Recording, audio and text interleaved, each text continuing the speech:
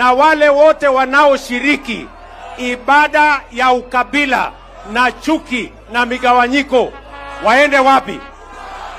Waende wapi?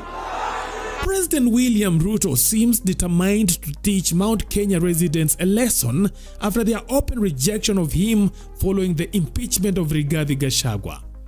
With his once stronghold now cold and distant, the president appears to have crafted a bold strategy to make Central Kenya regret smearing his political career with mud. Here are the two key ways he is doing it. Number 1. Flaunting his new political lover. Hebu mnisalimie hewani hivi nione watu wa Kisumu.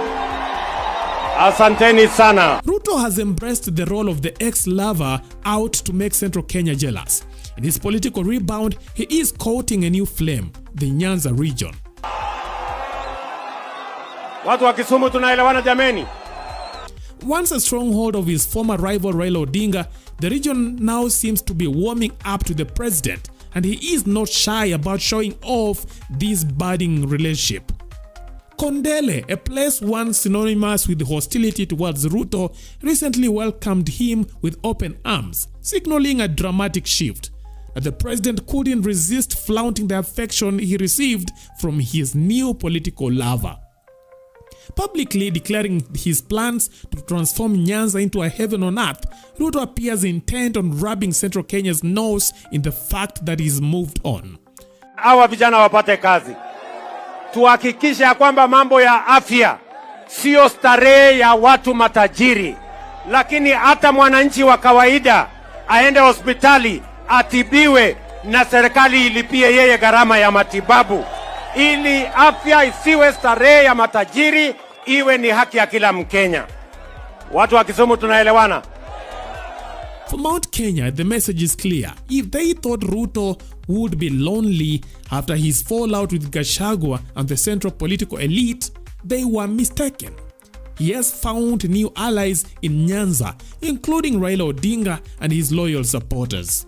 Pale kwa broad-based, si Agwambo na mimi tulikubaliana. Mimi nauliza nyinyi watu wa Kisumu, si mnajua siku moja nilisaidia Agwambo? Na si safari hii Agwambo amenisaidia. Nyinyi mnaona iko makosa hapo? With his sight now set on Raila's backyard, Ruto is actively trying to rebuild the political capital he lost in the central region. As the president showers Nyanza with promises of development, Mount Kenya is left to fend for itself, with no allies left in their government to champion their interests.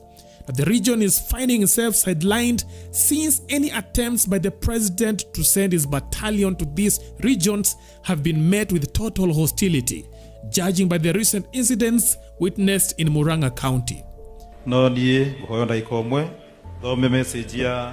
His Excellency the Deputy President of the Republic of Kenya, Professor Kithure Kindiki. This to the family of our departed brother and colleagues, Honorable Mark Wainaina, to the great people of Murang'a, fellow mourners, ladies and gentlemen, to the Kiriya Tudome to Mark Getiyo tafadhali. Okay. Tidero tue mura. Guaria de guaria. Guaria de guaria. Tahana tariange. Guaria de guaria. Je sonere ori tuaria. Ke no we moto hoeli. Kayu horo osionagwa. Negwa magegania ate tonge hoyanga dangirega koigwa o muthenya twe yaeto cia mutino kanake. Ruto Ruto's focus has shifted to wooing Nyanza voters in preparation of the 2027 general elections, a strategic play to replace the support he has lost from the central region. Ama mnasemaje Kisumu? Tuendelee namna hiyo? Tuunganishe namna hiyo? Ati mnasemaje?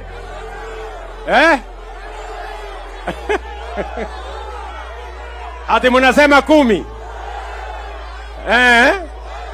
Nyinyi ndio mnasema. Ati mnasema ngapi? Ati mnasema ngapi? However, Ruto's newfound love affair with Nyanza raises questions about its longevity.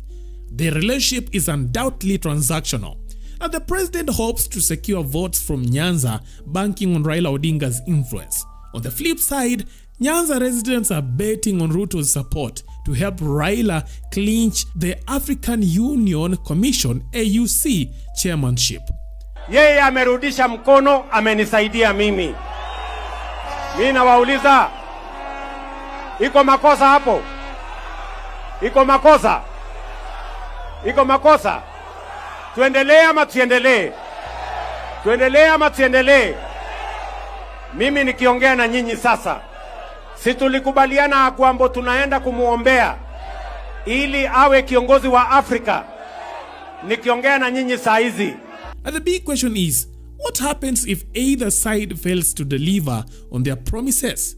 Will their political honeymoon end in yet another messy divorce? Or will this unlikely alliance endure beyond the 2027 elections? Number 2, harass any politician affiliated with Rigathi Gachagua. Now it seems President Ruto's falling out with former Deputy President Rigathi Gachagua has ignited a political storm in central Kenya. The Kenya Kwanza government appears to be retaliating against the region for its open rebellion, and the ripple effects are being felt across the political landscape. Following Gachagua's fiery criticism of the government during a recent church service, the Kenya Kwanza administration struck back swiftly. The retaliation began with the withdrawal of Gachagua's entire security team, a move insiders say was calculated to stifle his growing rebellion. According to a source within the Ministry of Interior, serious powers are intent on curtailing Gachagua's movement to prevent him from throwing the country into an early campaign mood. The source revealed that Gachagua has been advised to resign before his impeachment, with promises of retaining his benefits, security, and resources to prepare for 2027. However, his refusal has reportedly led to a directive from high officers to treat Gachagua in a manner that limits his ability to roam the country. Now, Gachagua's private secretary Munene Wamumbi confirmed the withdrawal of his security team. As we speak, Gachagua has no single government-provided security officer. When we inquired, we were told he must cease political activities, Mumbi stated. At the former deputy president's over 200 security officers were pulled back following his impeachment on October 17, 2024, leaving him vulnerable.